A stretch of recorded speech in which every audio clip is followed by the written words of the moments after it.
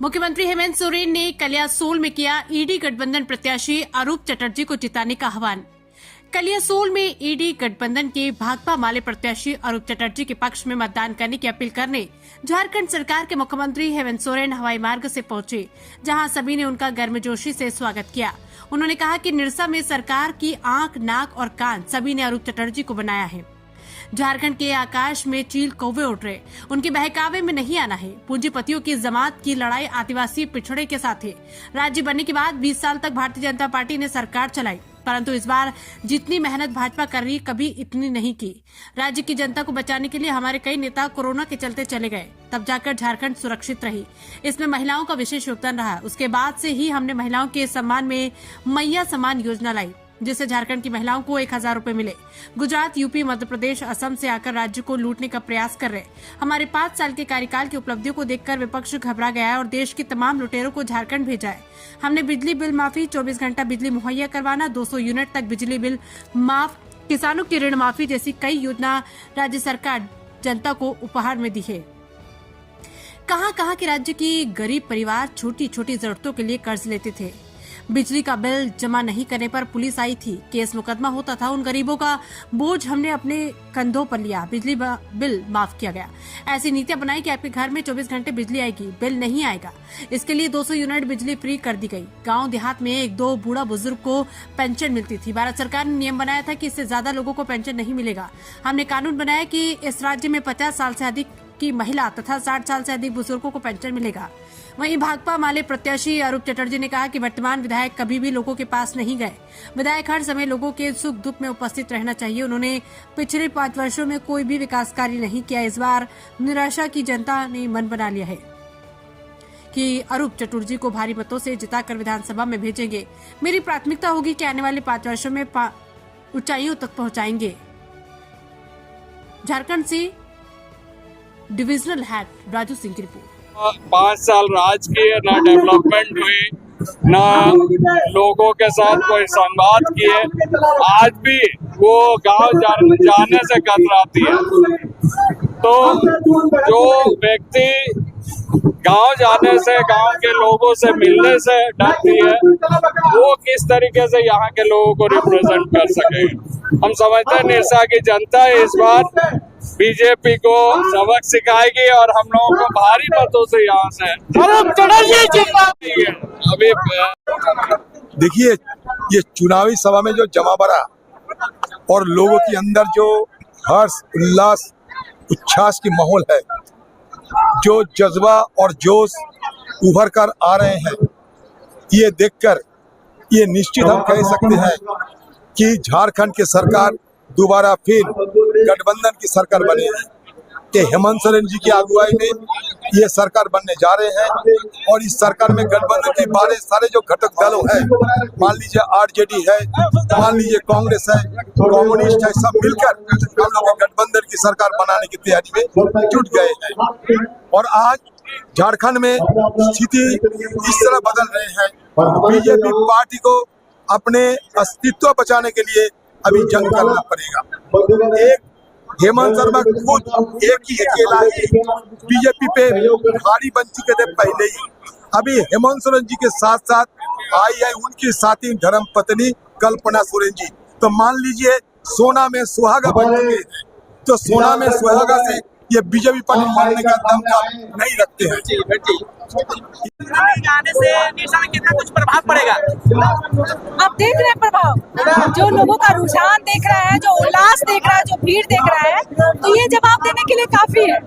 आज पूरा निरसा अरूपा के साथ है, क्योंकि जो अभी वर्तमान बोले या पूर्व बोले जो अपर्णा सेनगुप्ता, उससे पूरा निरसा त्रस्त है। वो कभी गरीब गुरबा, वो कभी स्कॉर्पियो से उतरी नहीं, कभी कोई काम गए नहीं। तो हम भी कैंपेनिंग कर रहे हैं, गांव घूम रहे हैं, लोगों के बीच जा रहे हैं। सबका आवाज है, बस एक ही नारा, इस बार अरूपा को यहाँ लाना है। और कितना लाभ मिलेगा? पूरा लाभ मिलेगा। मैया भी बहुत खुश है और बेटी भी बहुत खुश है, माताएं भी बहुत खुश है, क्योंकि माननीय हेमंत सोरेन जी भी जो 1000 दे रहे हैं, दिसंबर से वो 2500 होने जा रहे हैं। लग रहा है कि फिर से झारखंड में जेडीयू सरकार बनाएगी। बन गई, मान लीजिए सरकार बन गया। हम लोग को तो बस लग रहा है कि फॉर्मेलिटी कर रहे हैं। 20 तारीख आज तो चुनाव है, दूसरा चरण का चुनाव 20 तारीख को है, तो वो एक फॉर्मेलिटी है, हम लोग कर रहे हैं। हम लोग का सरकार बन चुका, जनता का आशीर्वाद मिल चुका है। जो बीजेपी को 50,000 से भी कम वोट यहाँ से आएगी, और अगर 2,20,000 या 30,000 की पोलिंग आती है तो हम लोगों को 1.5 लाख से ज्यादा हम समझते हैं जो वोट आएगी। तो इसलिए डिफरेंस जो है रोज का रोज वो बढ़ते जा रही है। हम समझते हैं 20 तारीख तक जो है ये आंकड़ा ऐसा न हो जो 1 लाख पार हो जाए, और 2009 में जैसे उनका जमानत जब्त हो गया था पन्ना सेन गुप्ता का, फिर दोबारा 2024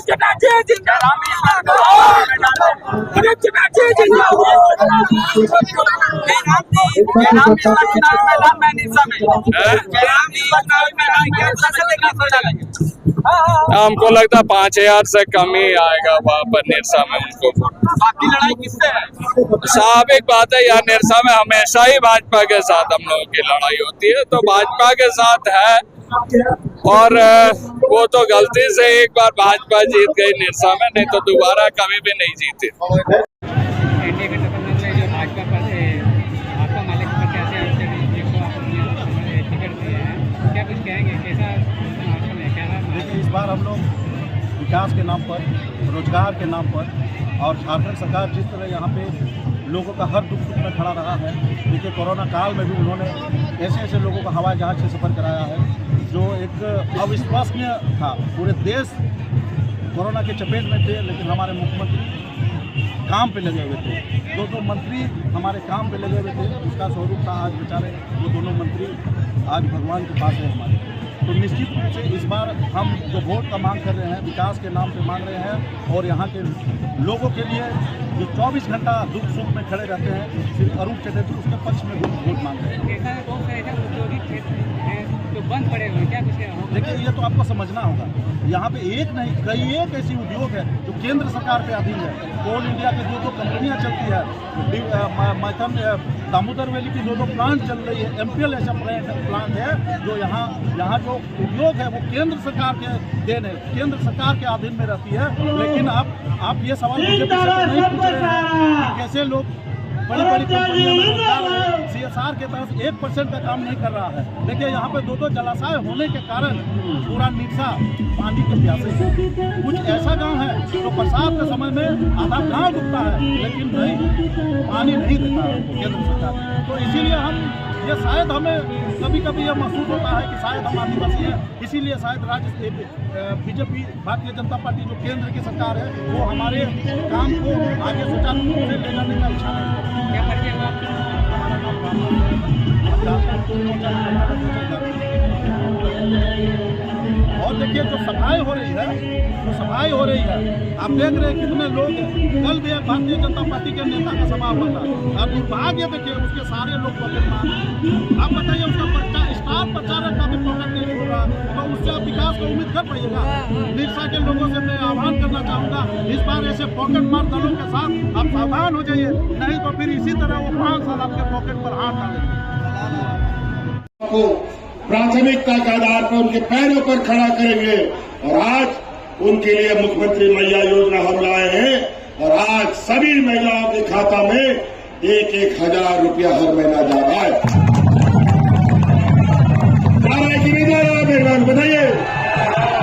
सरो करा खाता रहा पैसा जा रहा है भैया लोग। चलिए, बहुत बढ़िया। और हमने ये संकल्प लिया है, अरूप जी को फिर से जिताइए, फिर से हम लोग का सरकार बनने वाला है, और आप लोगों के खाते में 5 साल के अंदर 1-1 लाख रुपया पहुंचाने का हम आपको वादा करते हैं।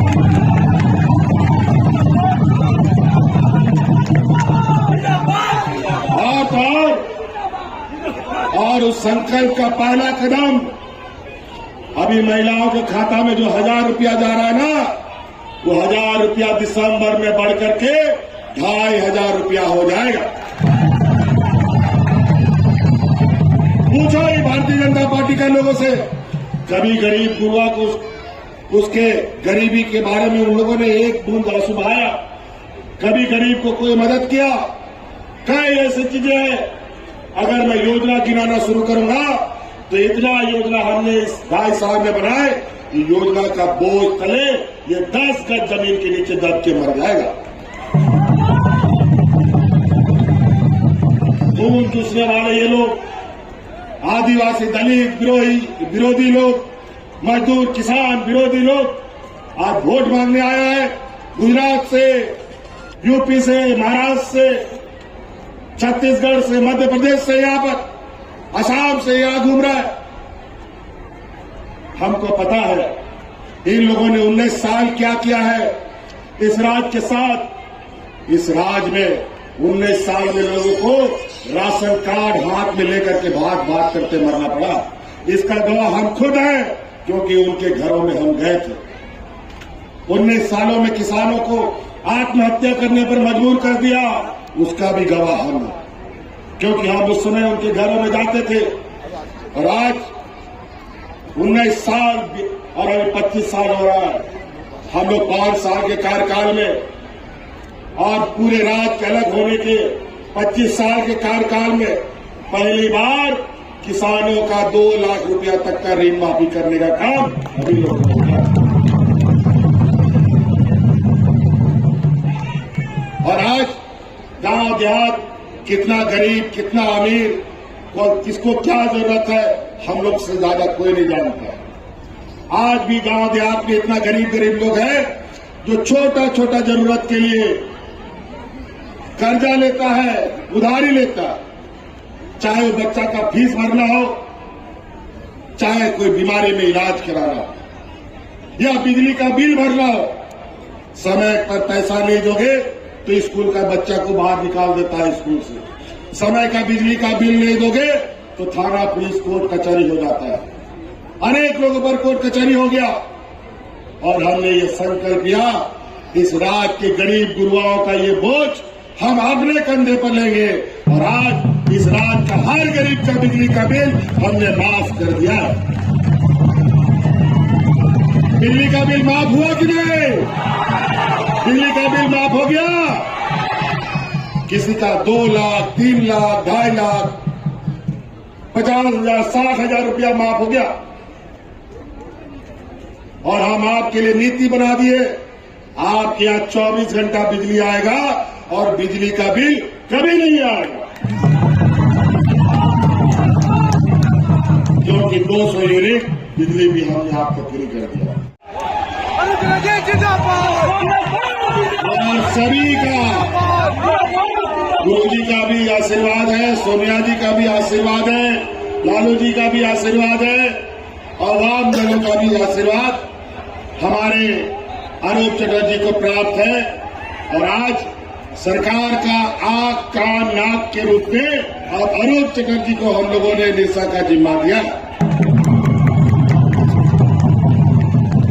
यहाँ बहुत सारा चील कौवा सब बाहर हेलीकॉप्टर में घूम रहा है और ऊपर से जहर गिरा रहा है समाज के बीच में। वोट डालो और राज करो की राजनीति कर रहे हैं, उससे थोड़ा बच के रहिएगा। आज बहुत ही विचित्र स्थिति का चुनाव होता है। आज धन बल छल प्रपंच सारा कुछ, ईडी सीबीआई इनकम टैक्स सारा मैदान में उतरा हुआ है अभी चुनाव में। कोई बात नहीं, एक तरफ पूंजीपतियों की जमात और दूसरा तरफ आदिवासी दलित पिछड़ा अल्पसंख्यक किसान मजदूरों की जमात खड़ी है। आज आपको ये तय करना है कि इन व्यापारियों के साथ जाना है कि हमारे आदिवासी दलित पिछड़ों के साथ मजदूरों किसानों के साथ रहना है। क्योंकि हम लोग हमेशा, जितना भी हमारा आदिवासी दलित पिछड़ा गरीब गुरुआ लोग हैं, कभी भी हम लोग कोई अपने घर में हक अधिकार लाके नहीं देता है, हमेशा हमें संघर्ष करना पड़ता है। लेकिन वही हमारी सरकार रहती है, केंद्र में हो या राज्य में हो, तो हम लोगों का दुख दर्द वही समझता है। आज कई ऐसे चुनौतियां हम लोगों ने इस सरकार में देखा। राज बनने के बाद 20 साल तक भारतीय जनता पार्टी ने यहां सरकार चलाया, कभी इतना चुनौती नहीं देखा जितना चुनौती हम लोगों ने विगत 5 सालों में देखा, हम लोग जितना चुनौती देखा वैसा चुनौती कभी नहीं हुआ। ऐसा महामारी यहाँ कोरोना भी आया हमारे सरकार के काल में, जिस बीमारी का कोई अता पता नहीं, क्या इलाज होगा क्या दवा होगा पता ही नहीं चलता था। 2.5 साल हम लोगों का वो कोरोना ही खा गया, और इस कोरोना में राज्य की जनता को बचाने के लिए हम लोगों ने एड़ी चोटी एक कर दिया, और इस राज्य की जनता को बचाने के लिए हमें बहुत बड़ा कीमत भी चुकाना पड़ा। आज इस राज्य की जनता को बचाने के लिए हमारे मंत्रिमंडल में रहने वाला मंत्री भाई जगन्नाथ महतो, उसको कोरोना साथ में लेके चला गया। हमारे हाजी हुसैन अंसारी साहब जो हमारे मंत्री भी थे, वो राज्य का जनता का सेवा करते करते उसको भी कोरोना साथ लेके चला गया। तब ये राज्य की जनता बची, और इस लड़ाई में सबसे अधिक हमारा कोई साथ दिया है तो इस राज्य की महिलाओं ने दिया है, महिला दीदियों ने दिया है। ये राज्य देश का सबसे पिछड़ा राज्य है, यहाँ मजदूर तबके का लोग सबसे अधिक रहता है, और आज यहाँ पर कई ऐसा मजदूर है जो अगर एक दिन मजदूरी नहीं करेगा तो उसका चूल्हा भी नहीं जलता है, पूरा परिवार को सोना पड़ता है भूखे। उस कोरोना की इस लड़ाई में महिला दीदी गांव-गांव, पंचायत मुख्यमंत्री दाल भात योजना चला करके गरीबों को मुफ्त में खाना खिलाने का काम करता था।